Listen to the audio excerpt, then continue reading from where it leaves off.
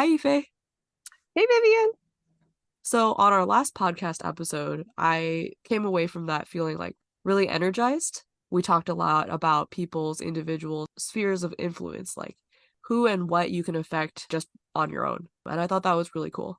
One group of people that seems to be leaning into that energy is the youth, like the kids these days. Yeah, definitely. The youth have been doing a lot. For example, just a few months back, there was news that a group of youth under the age of 22 successfully sued Montana State. They argued that the state of Montana, which promoted fossil fuels, it violated the Montana Constitution, which is said to give them the right to a clean and healthful environment. So, yeah, definitely a big milestone for the youth climate movement. Yeah, I can't believe that they're able to accomplish that even though they're all under the age of 22. Yeah, definitely. I don't think I even know what the inside of a courtroom looked like at that age. But yeah, this kind of reminds me of some conversations we had with high schoolers earlier this year. Let's share that with our listeners.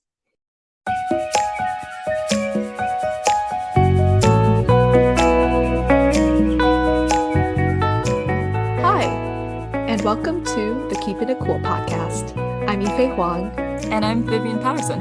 Every episode, we surface stories about how individuals in our Bay Area communities are contributing to climate action.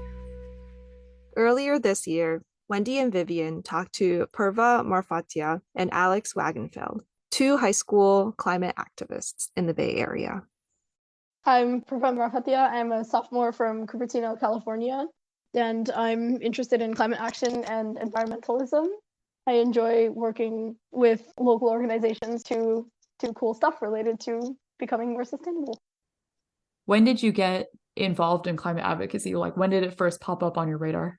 It was never really like a huge shift of like, oh, whoa, I'm into this now. It was more of like a gradual change because our family has already generally been on the more sustainable side, purely by lifestyle, I guess. We tend to like walk or bike to school most of the time just because it's nearby, and we're vegetarian, which, as I'm sure you know, saves a lot in terms of the emissions that meat produces. Yeah, absolutely. So I guess there's a lot of accidental environmentalism. Accidental environmentalism is like the perfect phrase for that. And really kudos to your parents for raising you to be that way. At what point did you start channeling all that energy into public advocacy? We have a family friend that talked to us about the Regnart Creek Trail that was recently built in Cupertino. It's basically like a community like bike trail that would allow a lot more students specifically to be able to bike to school. Before, the issue was that a lot of people live nearby, but they're not willing to send their children to school like via walking or biking because they're scared about traffic and other concerns. So this trail was actually a really good way to fix that issue. And like I said, the family friend reached out and was like, hi, you want to come talk about this in front of the city? So I went, and that was, I guess, a defining experience in terms of I didn't expect to be able to, I guess, have a say. I didn't feel like I could get involved or I could change anything up until then. So that was kind of my entry point. And then after that, I got involved with Silicon Valley Youth Climate Action, which is a local climate advocacy group that does a lot of public commenting on climate-related issues in different cities. Actually, we're pretty big now. I think we have like 8 different cities. Wow. Yeah. And then I also do some stuff with my school district regarding increasing sustainability there. That's cool. I would love to dig into each of those individually. Your first experience speaking in front of the city council, that's a really cool moment in time when you realize like the people running the city are just people who legitimately want to hear from their constituents. Exactly. Do you think a lot of people in your generation have that experience talking to city council members? No. And I think that's like the biggest issue because I've been asked before, like, oh, how do you do this? There's a lot of confusion on like, oh, you can just go talk to the city. And I'm like, yeah, you can just go talk to the city. That is in fact an option. That totally makes sense. And yeah, just before we dive into the specifics of the organizations that you've gotten into, I'm curious, why are you so passionate about climate advocacy? what is it about it that drives you personally? Okay, first of all, I just really like talking. Like talking is fun. And I think it's really powerful to see that that actually matters. Yeah, okay, you're one voice in the room, but then if you bring like two other people, then now you're three voices. And like that's somehow so much better. And over the course of a commission meeting or something, it's really cool to see how everyone's slightly different arguments fit together to form this one cohesive, like the public wants this. That's really interesting to me to see how different people are concerned about different things, but like the bottom line is this should happen.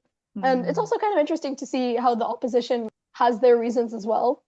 But then the question is weighing what happens in the end. Yeah, that makes sense. You're saying it's neat that everyone has combined power together, even if everyone has different reasons, they're sort of adding up to Yeah. a greater sum. And I like that you're saying that you enjoy the power that you've learned that you have by persuading people. That's a really awesome power. And it's nice that you don't have to be a grown-up necessarily to wield that power. That's really exciting. Yeah, but I have definitely gotten a lot of support from mentors in different organizations that are like, hey, there's this thing, you want to come talk about it? For example, there was like a single-use plastics ordinance that was being talked about at a city meeting, and I got reached out to, and I was like, we should advocate for this, and it did end up getting passed, so. Oh, that's awesome.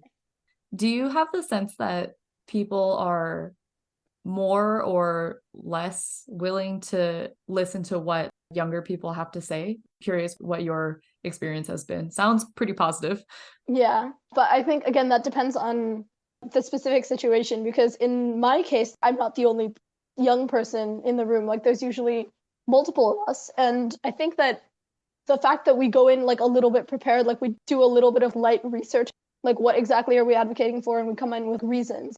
It helps that we come in prepared. So even if people aren't at first taking us that seriously, they kind of have to after a point, because we're just saying logical things. Yeah, So absolutely. I think that is important, but I do see a little bit of the dismissive stance as well. And again, that just depends on like who you're dealing with. Yeah, that totally makes sense. Yeah. And then sometimes it'll be like, well, you're not in power yet, so. It's cool that you and other folks from your school and your community are getting involved. Can you tell us more now about the first thing you mentioned was Silicon Valley Youth Climate Action? Yeah, it's a little bit of a mouthful.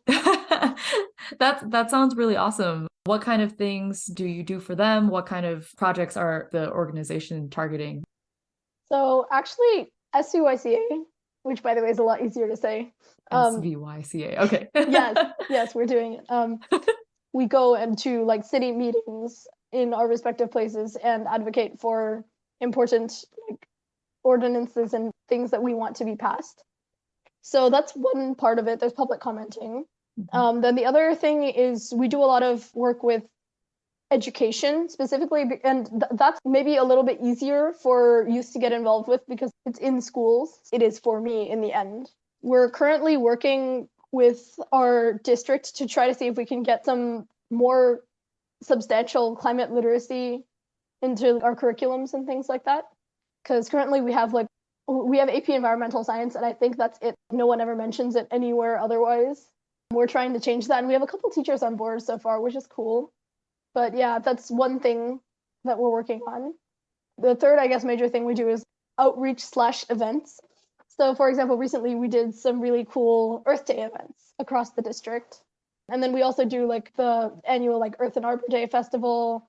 And sometimes we'll go to other like local events. Like I believe we've gone to the Cherry Blossom Festival as well to just get word out where we can.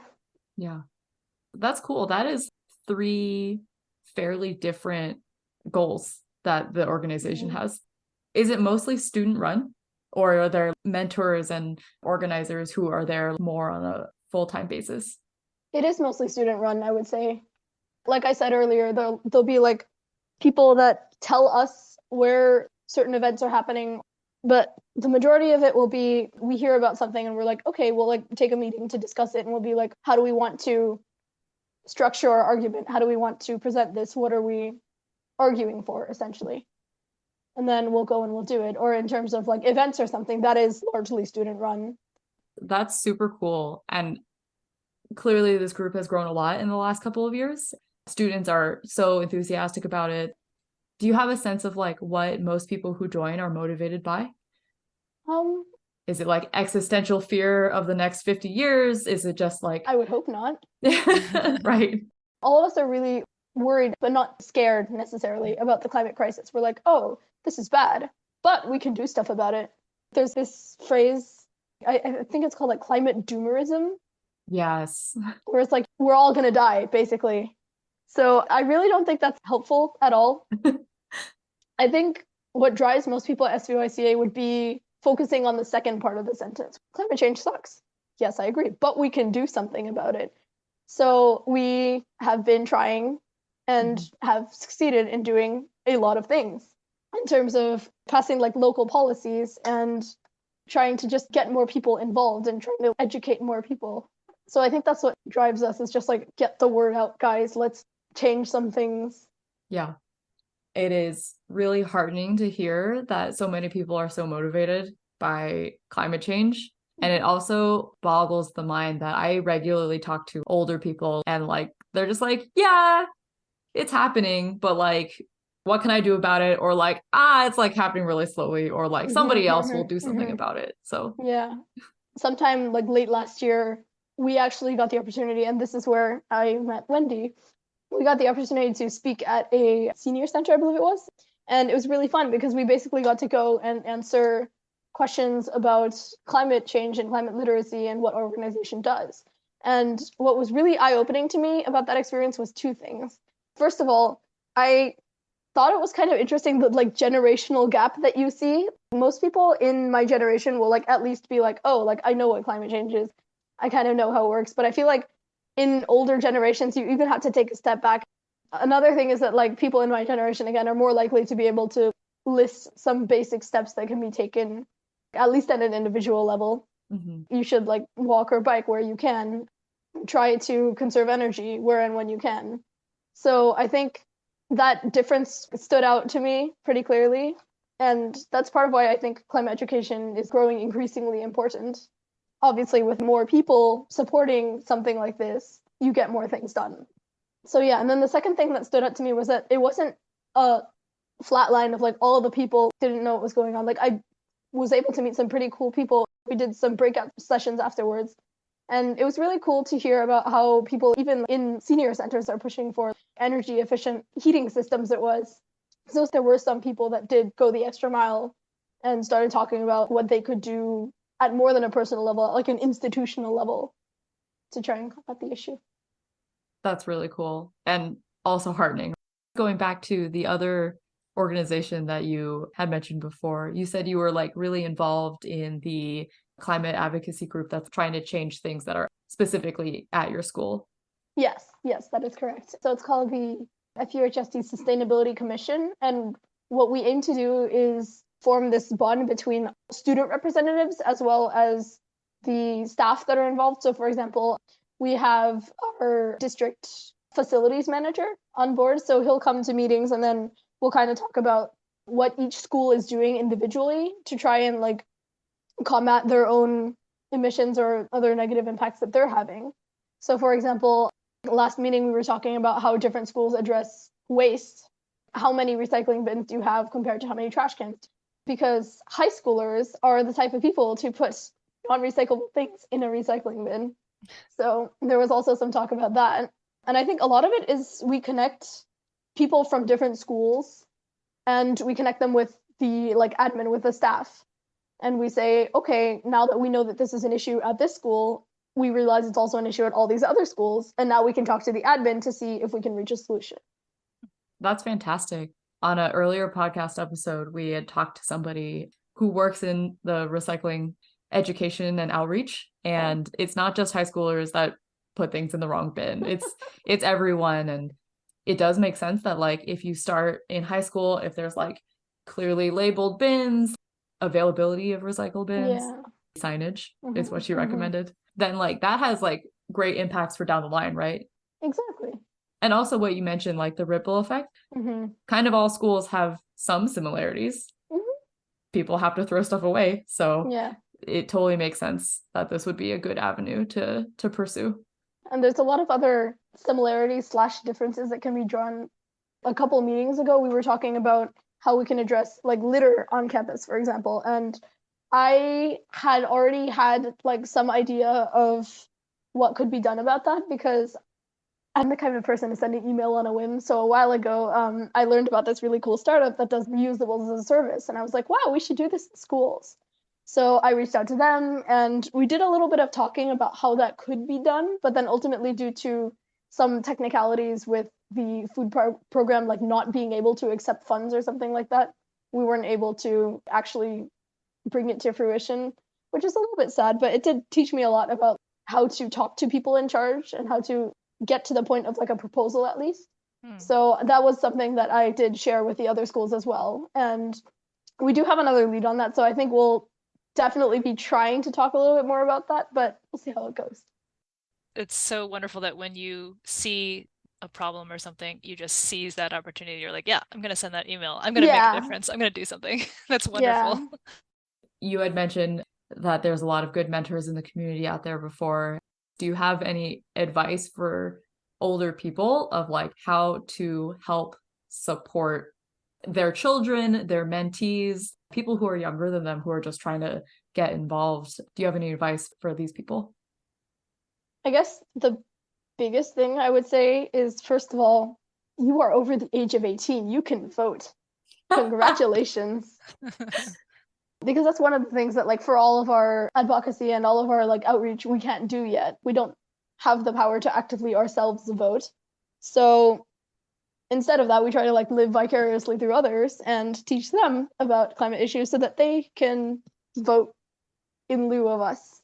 Definitely. So that would be the like first personal level action thing. But in terms of helping others and in terms of supporting, for example, like your children that might be involved, one thing is don't limit them if you can. I am very lucky to have extremely supportive parents. I was just talking about it one day and I was like, oh, this is like a cool reusable company. And I want to send them an email. And they were like, oh yeah, sounds like a good idea. They're very supportive of me doing things. Kind of stretching yourself. Yeah, exactly. And not being afraid to like be that person who speaks up and like be like the first one in the room to like bring up a conversation about something. So I think in terms of not being afraid to communicate or like share a stance on some sort of political issue, because a lot of people, especially young people, are a little bit scared or because there's like some form of intimidating feeling that comes with voicing an opinion and having someone being like, oh, you're like completely wrong. And I think it's really important to just have that kind of self-confidence of, oh, like this is what I believe in and this is why. So that even if you do run into some opposition, you still have some grounding, you know what you're talking about. That's really, honestly, good advice for everybody. The more conversations you have, the more open you are to somebody's opinion, if you don't like agree 100%. Yeah. That's how everybody learns more. Yeah. Which is cool. I think adults in particular have this problem of if you know a little bit about something, lots of people are like, oh, I know basically everything about this topic, and it's easy to like shut somebody else down. So that is really solid advice. No, and then the other thing I think with that is that a lot of people think that they need to be one of those like aforementioned, like I know everything about this topic in order to have an opinion. But I think it's really important to consider that it's fine if you don't know everything. You can even ask the opposition almost. Like, if that's what you're saying, then how come this is still like a thing? Or could you tell me more about why that doesn't work? The goal is not to like shut the other person down completely. You can just learn from them instead and say, okay, well, if you're saying that my solution doesn't work, then is there a third middle ground or something we can agree on? Man, this is good general life advice for everyone. Seriously. For sure. On the other end of the spectrum, I was going to ask, how do you mobilize your peers? But it sounds like there's not a whole lot of mobilization needed. It sounds like people are just already interested. I think the other thing to note is that a lot of people that I've met have interest in the environment through something else almost. I have a friend who's really interested in like government and policy and that sort of thing, like in general, inside and outside of climate. So for her, it's really, this is a good way to do something that she cares about, and also learn about like a topic that she's interested in as well. Yeah, there's a lot of ways to contribute, like you said. Yeah, climate touches so many different things. What I find really, really cool about like the climate space, or even like if you were to narrow it down further, like climate tech, is that it doesn't feel like there's like one silver bullet or anything that everyone's like working towards, right? There's so many like different things that people are doing. There's people working on like energy efficiency and stuff like that. There's people doing stuff with like drawdown and like carbon capture and storage, and still other people that are talking about like biodiversity and like, can we like track deforestation, and can we try to reduce illegal logging and that sort of thing. And I don't know, I just think it's so cool how there's this like mosaic almost of like different things that people are doing that like little by little add up to make up this whole industry. I love that take because I have heard the same take, but the pessimistic spin on it. Like, if only there was clearly one thing that like would fix everything, then we could all focus on that. And it's just like a very different attitude. This was a grumpy 70-year-old man that I was talking to. Yeah. I think the imagery of the multicolored mosaic is just more harmonious than the silver bullet. Yeah, exactly.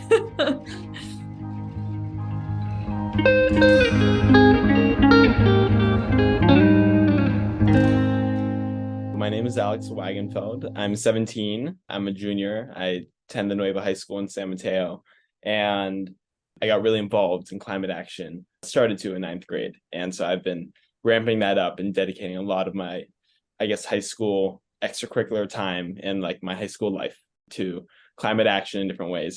I've done a couple of things locally and try to expand it a little more broadly across the nation as well. Yeah. Wow, across the nation. Yeah, right? Yeah. That's awesome. And you say it so casually too. That seems like such a daunting start, but yeah, we'll get into that a little bit more. You said that you got interested in climate advocacy when you were in 9th grade, and now you're a junior. So in just 2 years, you've really gotten into the space. To back up a little bit, why are you so passionate about climate advocacy? What spurs you to do all of this? I think some like key points for me are, one, my like opportunity and like privilege in a developed, well-resourced part of the country and a thriving movement in the Bay Area. So I was positioned very nicely to take action and have an impact there. And also it's kind of the question of the big issue with the climate crisis is most people understand it, but not everyone really takes action, or they kind of sit back and let other people do it. That's kind of the problem, right? So I was hoping to be part of the solution rather than the problem of such an existential crisis and threat to our planet. Also, as a youth in like my generation, like I know it's quite the cliche that we hear all the time, but it is true that it's really important for us and the world we go into to have it be able to support human life. But I really think it's kind of the question of why not me? If anyone can get involved, why not me? Like, I should totally be able to do this. I think the more common sentiment I hear is why me? Like, what can I do about it? And I really like that you flip that. That's really inspiring. I think this question of why not me and getting involved, and high schoolers more generally, I think most people have that question, and the answer is it's kind of hard to get involved. It seems like it's easy. It's a big movement. A lot of things are happening, but in reality, when you sit down or trying to get involved, you kind of hit this wall of too many resources, and you don't really know where you could dedicate your time. Like, they can't dedicate 20 hours a week to this, and they don't know if they could volunteer for this organization, if they accept youth. I tried to join some organizations, didn't get like an email back for like a month. So the answer to the why not me is it's really difficult to get involved. I'm curious if your experience was they expected you to contribute too many hours in a week, or you were too young, or maybe it just didn't resonate with you. What were some of the roadblocks that you hit when you were first scoping out organizations? Yeah, it's a good question. I think it's a general lack of structure. It's this informal thing you do. So it's tough to throw yourself into something that you've never really been exposed to before. Most high schoolers don't have a lot of nonprofit work under their belt. Throwing yourself into a world without many different things to support you and ways to get involved in like some structure, it's really tough. So I created this resource for myself, my website, HS Climate Action. And I initially just did it for myself to get involved, join organizations, figure it all out. And then I was like, other high schoolers have the exact same problem. And also, I don't know in your experience, but mainly like one thing leads to another. It's kind of this really awesome web of connections in the climate world. And maybe you'll find your own niche, your own passion that way. And we need youth to go forward and change the world and apply all their different passions and what they understand about the climate crisis in the future. And so that big resource, this website, was the first thing that I created that I was really excited about. Yeah, it's really fascinating coming from the other side. I don't necessarily put myself in your shoes and see it that way, but it makes so much sense when you say it. There's a need to help youth channel that interest. What do you do with that? How do we guide people to the right fit of what work do you want to be doing? I think that's great that you're helping with this website that you created. Yeah, thank you. Appreciate that. This is a little bit of a tangent, but from gathering all of this information, what does an organization need to do to like make it onto your website? You know, what are the things that you're looking for that make it like a really good fit? I initially started with like 35 organizations.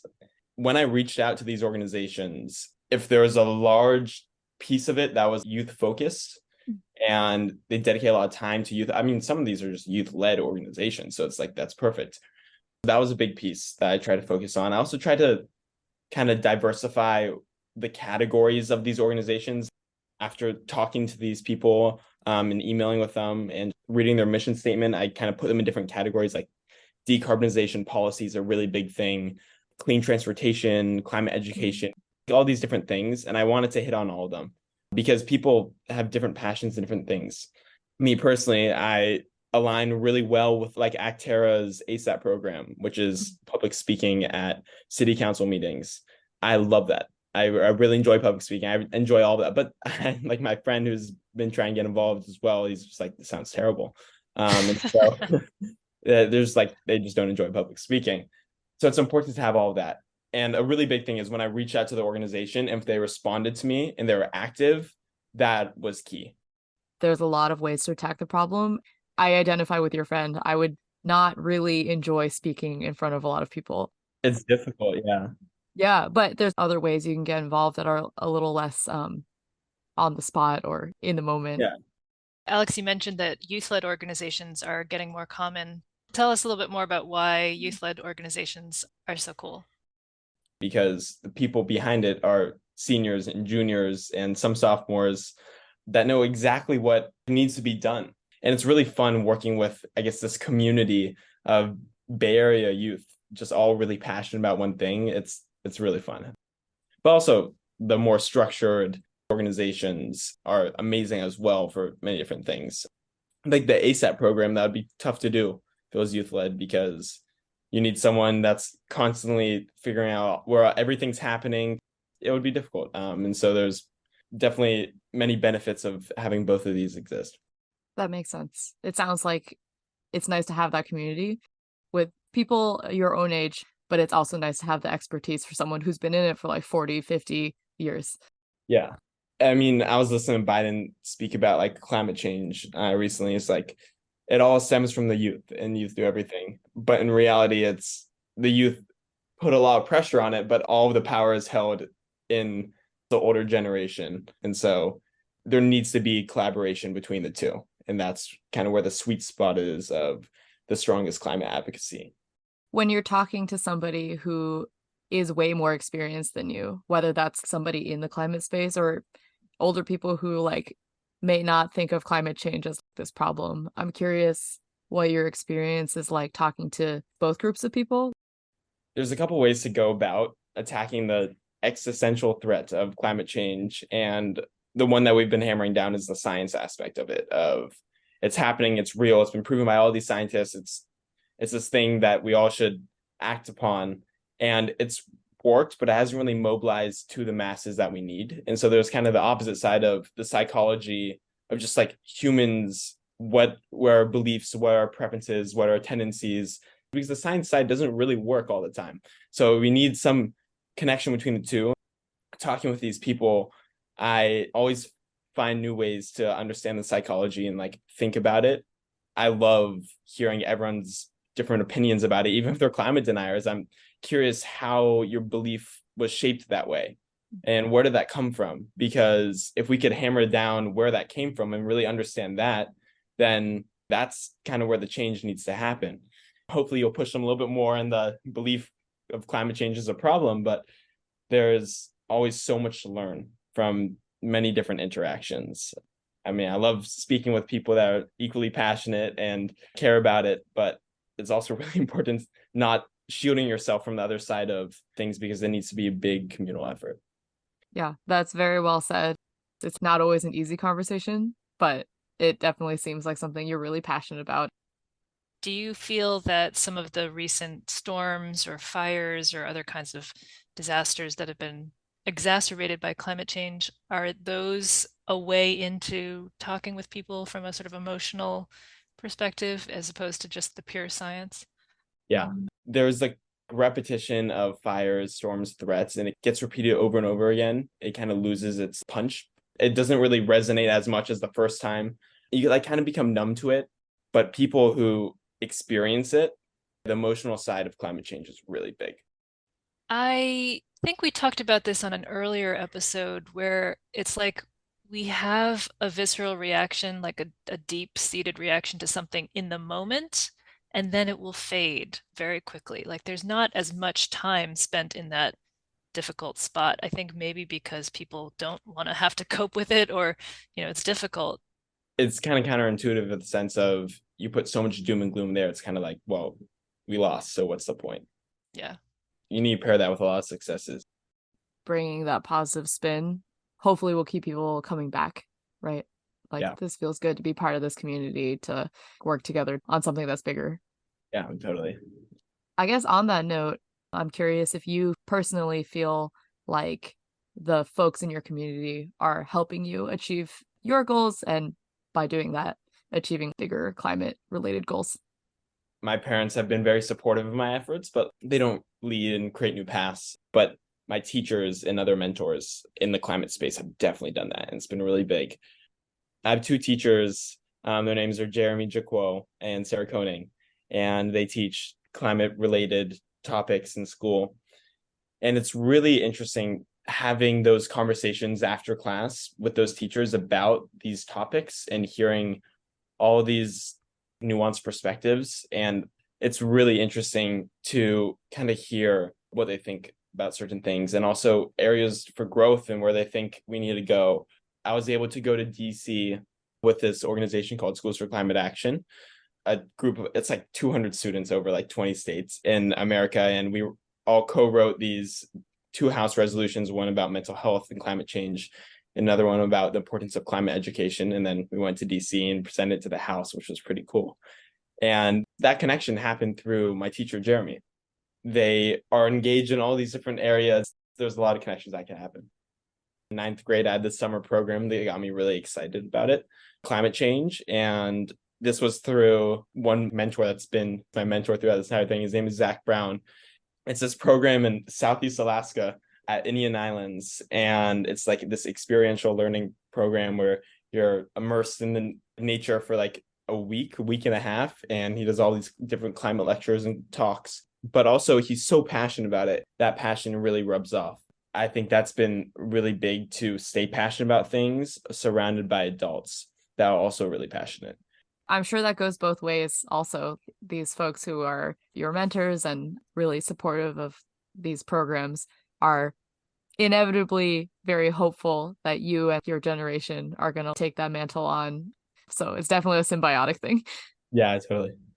I guess on that note, how do you personally get other people excited? How do you mobilize other people, either peers or folks older than you? You obviously have your website. Yeah.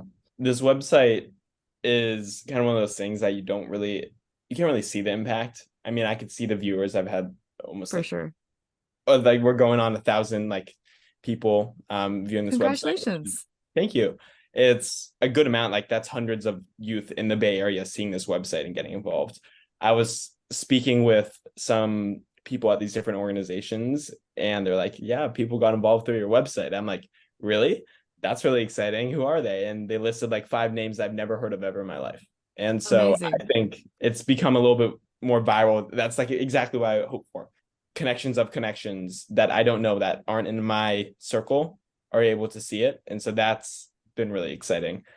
I co-lead my environmental club with one other person, and we kind of came up with this idea of having different like projects and like bringing in speakers to Nueva, organizing events at Nueva, all these different coalitions, and then students would co-lead these coalitions and create these initiatives at the school. For Earth Week, we have 3 of the coalitions, which like 15 people in total are like leading all these things. One of them is we call it Eco Action Razor. This has been pretty fun, where there's 8 different tables, a lot of different environmental action you could take. Like you could write a policy letter, or you could learn about the En-ROADS tool from MIT and all these different things for like a minute or 2. And you do this, and then we give you 2 tickets. And if you have 4 tickets, you could buy a cookie for free. And we do this in the center of our school. And so we have like 200 people just wanting to get free cookies and free treats, but also they're learning about climate change at the same time, which is pretty awesome. That's a super cool tactic. I mean, who doesn't love cookies? It's like a win-win for everyone. The people that lead that are passionate about it and like chose to lead that coalition. And so that's the best, not like enforcing like public speaking on every person. At the Nueva School and the Environmental Club, everyone kind of has their own niche. I kind of speak about that a lot, where everyone has their own niche in the climate world. It's important to help people realize where their niche is, but also give them opportunities to dive into their niche. And so that's something that we've done in the Environmental Club. Another big thing is, we haven't really touched upon this, but I think this is the most exciting project, this fossil fuel divestment thing I help lead. I run this nationwide coalition for high schools to divest their endowments from fossil fuels.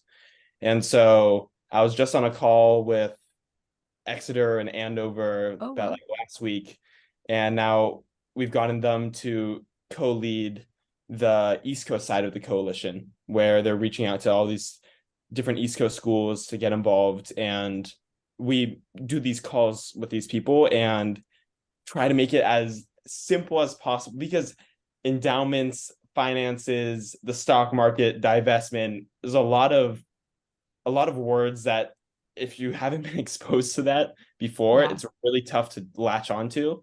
And so we really try to make it so it's so simple. And we do this in different like Zoom meetings to these environmental leaders at these clubs. And that's been pretty awesome. How did you get involved in the divestment project?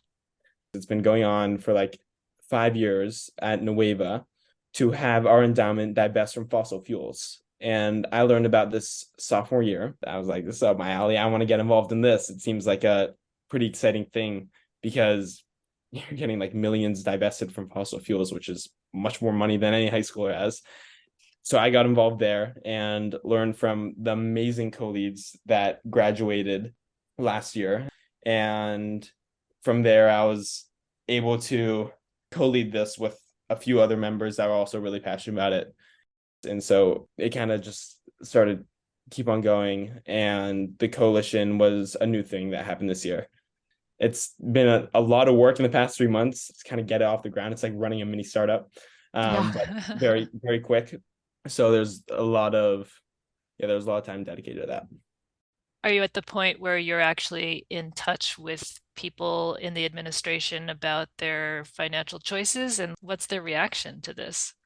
Luckily, we have a really good relationship with our endowment committee. And so they've been meeting with us and helping us research these.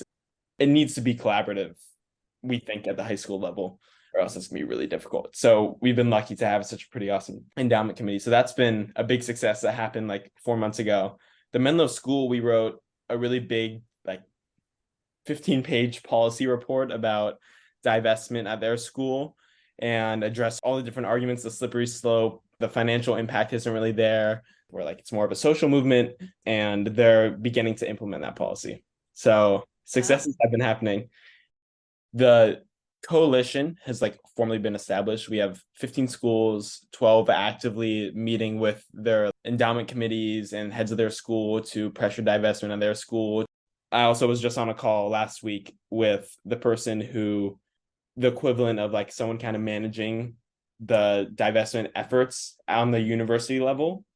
So that's been exciting because now it's the university level and the high school level with the different movements layered on each other, learning from each other.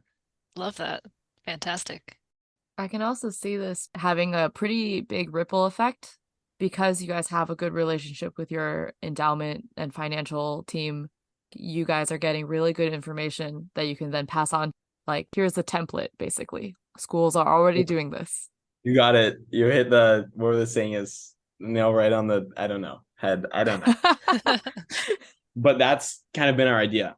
We started this a few months ago, and a lot of these schools have been able to do what we've been doing over the past 5 years in a couple months, a couple weeks. That's amazing. Endowment's a big thing in universities and colleges as well. I'm sure a lot of your peers will end up going to colleges that might also be willing to divest their endowment from particular industries. That's really cool. Yeah, totally. I am also kind of curious, given your experiences thus far in like the climate space and these organizations, does that affect what you think your career trajectory will be?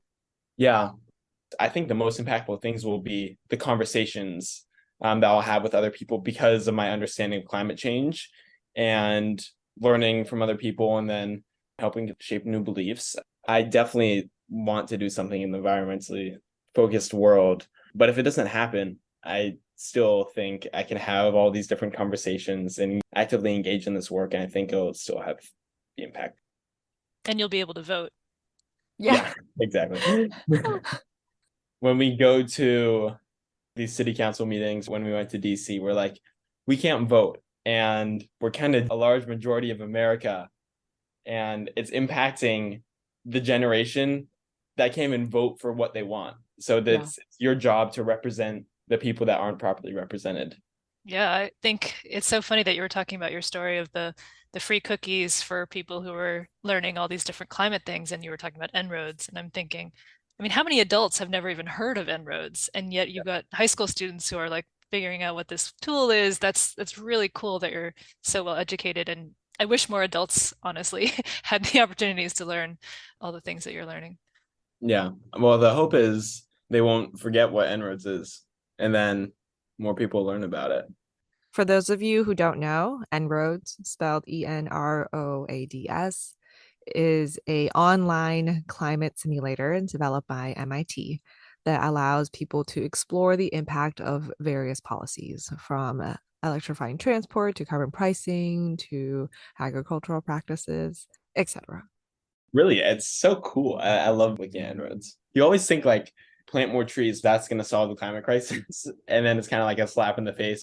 They don't even sequester that much carbon. The statistic is for humans, the amount of oxygen they breathe in 1 year is the equivalent to how much oxygen a tree produces in its lifetime. You would expect it to be like a bigger number than that, hopefully. Yeah. And also, when you go to like insane afforestation where you plant trillions of trees, it drops it by 0.1 degrees Celsius. And so that's been surprising. And then you bump up carbon prices or like new technologies, and that totally changes where the trajectory is. Yeah. It's kind of like a lot of us are like improperly informed about what's actually impactful and what's going to create change to properly combat climate change. We understand like energy like needs to happen, but also like technological growth, but we should focus on building energy and the carbon emissions there rather than planting trees if we're going to stop carbon emissions by 2050. Yeah. And so I think when I learned that last year, I was like, what the heck? I did not know that. And my entire life, I haven't been told that. Going off of that, is there advice that you would give to people your age? Actually, I'd like to also hear if you have advice for people who are older than you. Just throwing yourself out there, take the first step, and getting involved, I think is really important. And I think you need courage and like bravery to do it because you're kind of throwing yourself into a new environment, a new space. But I think really focusing on that first step is really important. And then also finding what you like enjoy doing. Like my best friend loves planting trees. Oh my God, he like loves it. Like I was talking about trees for like carbon emissions reductions, but for natural like habitats and ecosystems, they're so crucial. So trees are really important, don't get me wrong. But I personally would rather spend my time doing other things than planting trees. And I think if I first got involved with like an organization that was planting trees, I don't think I would have carried on. So I think that first step in the right direction of where you find it genuinely like interesting, I think that's really crucial. I don't know if I'm qualified enough to give advice to the older generation because they know a lot more than me, but I think supporting youth in any way possible is really crucial. There has to be a dynamic and a balance between adults and youth going at it together. If we kind of lose that, then we're not as impactful as we can be. There's a lot of ways to be supportive with your time, with money, with just having an open mind. Yeah, and you also talked about the people who are influential for you. So if adults support teachers, or support climate education, these are also going to feed into youth resources and empower youth. Or if they vote, Or if they vote. That's a good one. Yeah. I mean, if you think about it, every single youth and how they get passionate is through adults. So if the adults aren't there and don't continue encouraging this, then that opportunity can't happen. So I think that's a important thing to just keep in mind. Thank you to Purva Marfatia and Alex Wagenfeld for their hard work on climate activism and sharing that story with us today. You can check out our show notes for more information. If you're a high schooler, you can find links to Alex's website and other resources. If you are not a high schooler, you can learn more about youth climate activism and how to support them. Thank you to Stephanie Lai, who designed our logo, and Deep Talk for the original theme music. And lastly, this wouldn't be possible without our wonderful team at the Keeping It Cool podcast. That's Vivian Patterson, Wendy Cho, and me, Yifei Huang. Stay tuned for our next episode.